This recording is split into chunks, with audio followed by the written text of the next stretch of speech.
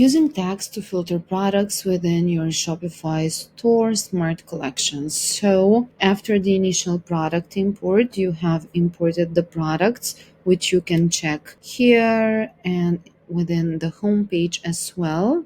Now, the next step is going to products, collections, and you can create a collection. The title can be Women Bags, and it will be a smart collection. So, there are two types of import where the products must match all conditions. This means that the products that have all these conditions that we will add as tags will be added to the product import, or any condition. It means that if any of this condition matches, all of the products will populate the store. So I will just select all conditions, and first I will add the tag women because it's a women bag, and then I will add bag.